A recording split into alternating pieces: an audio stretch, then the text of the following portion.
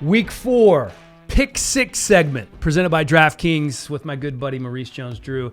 I'm whipping you, bro. It's okay.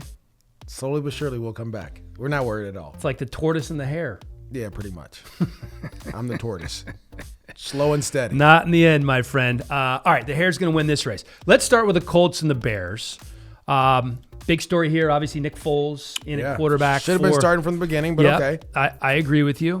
Ironically, he's as responsible as anybody for Frank Reich getting the Colts head coaching job after that Super Bowl MVP. Reich, of course, is offensive coordinator in Philly. Colts, though, starting to heat up under Reich. Phillip Rivers coming off his best game. They're running the ball well. They played the Jets. Okay. All right. Don't give me all that. Did they play the Jets? They did what they were supposed to do. I agree. So I can say that they're a better team. You know, they're a team that we expect those things. When you expect something from a team and they give that to you, okay, now you've done your job. Kind of getting going. Yeah, we're ready to roll. I love the Colts in this one, and here's one of the reasons why. Because when Nick Foles is the best reliever maybe in NFL history, he comes in off the bench and he has 105 passer rating. When he starts a game, he's pedestrian, just 88. I don't. Nick Foles may have one more good game, but I don't think it's going to be enough. Colts, I think, take this one by a touchdown. Yeah, I'm gonna go with the Bears on this one. I just think the Bears are starting to find a way, and to be honest with you, that receiving core just looks so much better with Nick Foles at the helm. Like, the receivers are running better routes. I think the offense is moving a little bit better. We saw that in Atlanta. And to be honest, Khalil Mack and that defense. I mean, this is good versus good. You're talking about that offensive line versus the Colts versus Khalil Mack and that defensive line.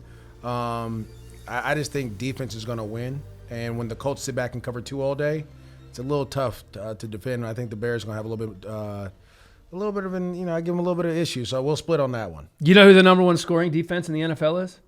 The Colts. Well, that's because they just played the Jets. Yeah, so. And they played Minnesota and Jacksonville. Yeah, exactly. So. All right, fair enough. So you give the defense an advantage to the Bears. The Bears a good defense as well. Let's go on to the Browns and the Cowboys. Browns coming in at 2-1. The Cowboys 1-2. I think they're the best 1-2 team in football. What does that mean? It means they're better than their record. Offensively, yes. Yeah, defensively they've struggled. Listen. Aldon Smith is like the lone bright spot on that defense. It. Well, Diggs too. Diggs has played really well. He's played up as a rookie. Trevon Diggs has had a tremendous rookie season. He's all over the place, covering dudes, making tackles. I've been very impressed with him. I just don't feel like the Cowboys, who have had 6 turnovers in their last 2 games, are going to continue on that trend. I feel like they're going to clean it up, and they're going to go on a run here because after Cleveland, they have the Giants, Arizona, Washington, Philadelphia. They're going to be 6-2, and we're going to be talking about them being one of the better teams. You have them beating Arizona. I do.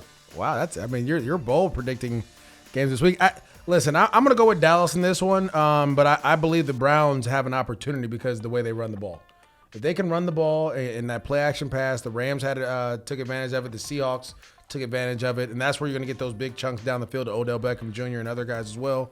It just comes down to me, it's either Baker Mayfield or Dak. Which one do you feel most comfortable with?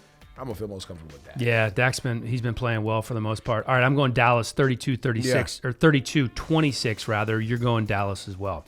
Pittsburgh and the Titans. This one's going to be played on either Monday or Tuesday after 10 members of the Titans, including 4 players, have tested positive for COVID. One of those linebackers, Coach Shane Bowen, which was last week, so I'm throwing him in. That's 10 total. They're not practicing all week. No, can't. But that's one of the things the NFL knew this was going to happen. We talked about this. Eventually, you're going to have an outbreak. That's just what's going to happen. Like, eventually, something's going to happen. The Titans are the team to do it. They play the Vikings. The Vikings are now in quarantine as well.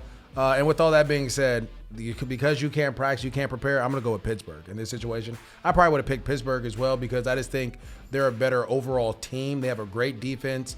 Offense is kind of complementary, I guess, to it. Like, Big Ben is doing his job. But that defense should be the best. I mean, statistically not, but they are the best defense in the league. Well, the Titans' defense, in my mind, is a major, major concern. I mean, they got gashed by Dalvin Cook. They have 4 sacks all season. 2 of those are from DBs. We thought with the addition of Jadeveon Clowney, they would be getting to the quarterback a lot more. And, oh, by the way, starting nose tackle Daquan Jones is one of the guys that had COVID, so he's not going to be playing. Yeah, well, another thing is this: Jadeveon Clowney is not a pass rusher; he's a run stopper. He can affect the game. He can change the game. He should be freeing other people up though to get to the quarterback. But right? I'm gonna go with Pittsburgh. All right, I am too. I think it's going to be close. Steelers 32-30.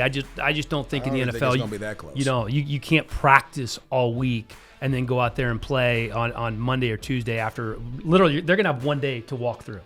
Maybe a practice. I think they'll get a practice a Sunday and a walkthrough on Monday. Yeah, it's going to be tough. Vikings at Texans, the battle of 0-3 teams. Yeah, I'm gonna pick the Houston Texans. That's it, or do you want any analysis, or are you just going to go? This is my issue. The Vikings, you played a really good game against Tennessee, but you found a way to lose, right?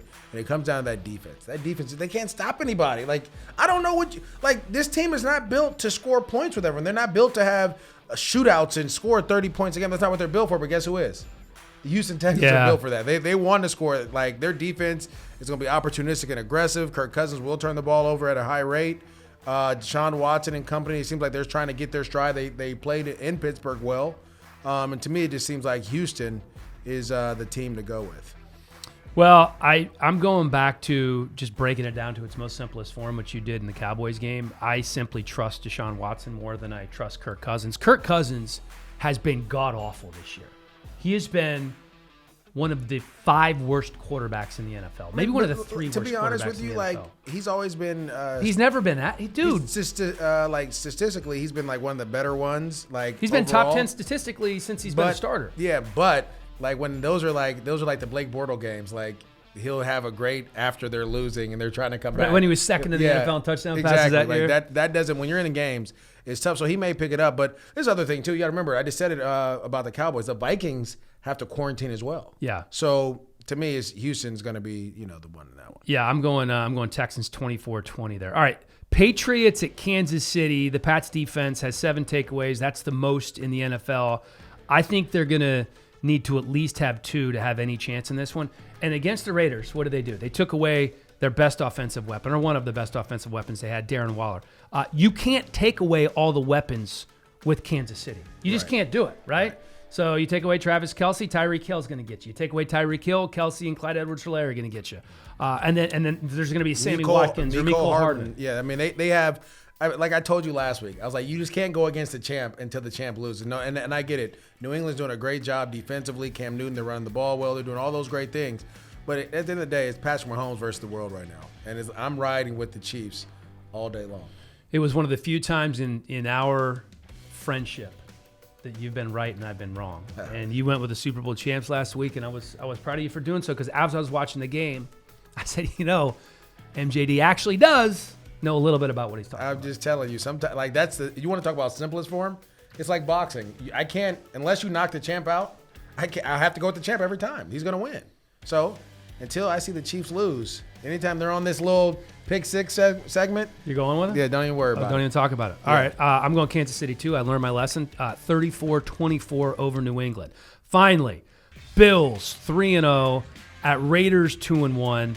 This is going to be interesting to see if Bills defensive coordinator Leslie Frazier employs that same tactic that Belichick had with Derek Carr. No. Not only did they take away Darren Waller, they doubled the check down guy. Yeah. It's so bad. That's so bad. That's so disrespectful. Oh my God. I mean, again, Belichick is so diabolical with his scheme. It's amazing. I see where you're going with this. This is my thing. The Raiders are banged up. And, you have Ruggs is doubtful. That's an important piece. Edwards is out with an ankle. Yeah. You just found that out today with Ian Rappaport. And, defensively, Max Crosby's the only one really putting in, getting pressure. And so watching the Rams play the Buffalo Bills and the way the Bills played, I don't even know who's going to cover Stephon Diggs in this situation. Right? They got some issues on defense. Yeah, secondary's a little banged up, but too. look, you picked your team. I'm going to pick the Buffalo Bills, so I guess that's 2 that we're going against. This may be the week that I bounce back, but like I said, the Bills showed me a lot. I actually, Josh Allen proved that he is a guy in this league and to be reckoned with.